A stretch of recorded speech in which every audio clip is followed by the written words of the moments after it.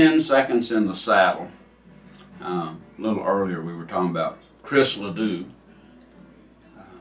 I met him and met his dad because of a song called Jeans and Good Leather. And this is one of the few songs that I've ever written that was written specifically for somebody else, and it got recorded. I've had a lot of songs that I had somebody in mind, but this was specifically written for Chris Ledoux, and he did wind up recording it. Wow. And when he was still on the rodeo circuit, not yet a big shot in country music, he did two of my songs, 10 Seconds in the Saddle and Jeans and Good Leather. Came out on his independent label that he was selling out of the back of his pickup. And I don't know all of this story for a fact. Part of it I know. Garth Brooks was a big fan of Chris Ledoux. Oh, okay. Of course, Garth Brooks is from Oklahoma, and he has that rodeo cowboy background. So he was certainly aware of who Chris Ledoux was.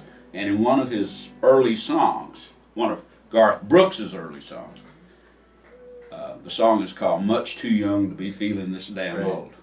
He mentions Chris Ledoux in the second verse. Oh, okay. He says something about all I've got left is a worn out tape of Chris Ledoux and something else.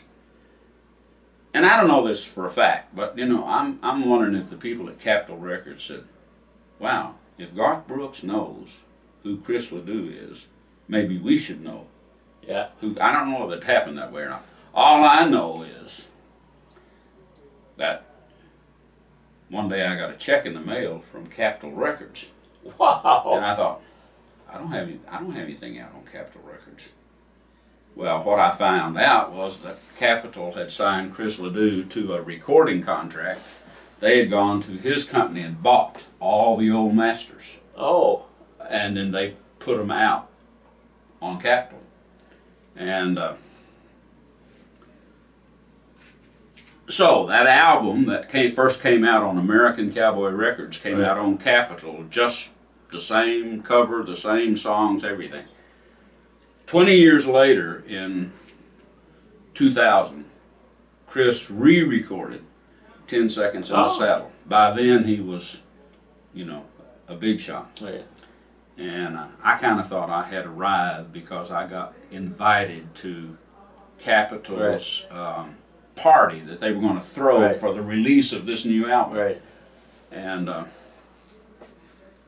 it was right then that Chris first discovered that he had some health issues, and they canceled the party. And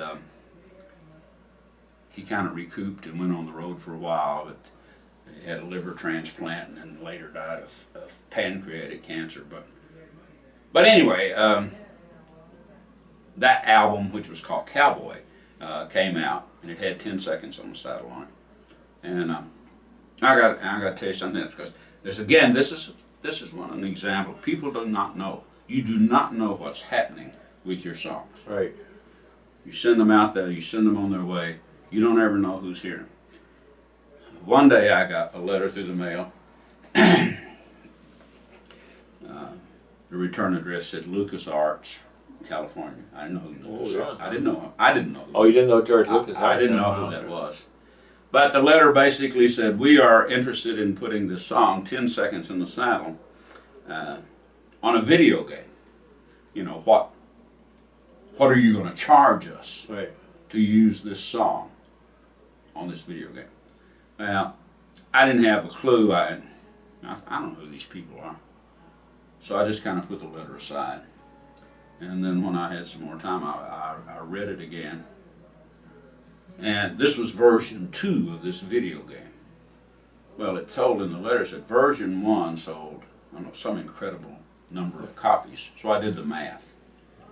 And I thought, if version 2, if you get the same amount for a song being on this video game as you would get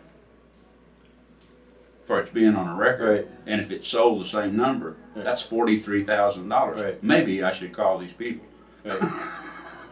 And I had found out in the meantime that who Lucas Arts was, the people behind the Star Wars movies and all that. So I got in touch with a songwriter, preacher, lawyer friend of mine. And he said, I don't want to deal with this. You call him. I said, I don't know what to say. Right. So he in turn called another lawyer up here. And as it turned out, the payment for it was a one-time upfront fee rather than being X number of cents per each game. So, but still, and this song has hung around. It's been recorded by a wonderful singer from South Dakota who's now deceased, Kyle Evans. And I understand that thanks to Chris Ledoux and Kyle Evans, that the song has kind of become a cowboy classic. As you move farther west in this country, there are festivals in Utah and Nevada and California that deal strictly with cowboy music and cowboy poetry, and I understand this song is sung a lot. Well, we get up to Alberta, Canada, even. At the Calgary Stampede. So it goes all the way from Canada down through Mexico. Right. So anyway,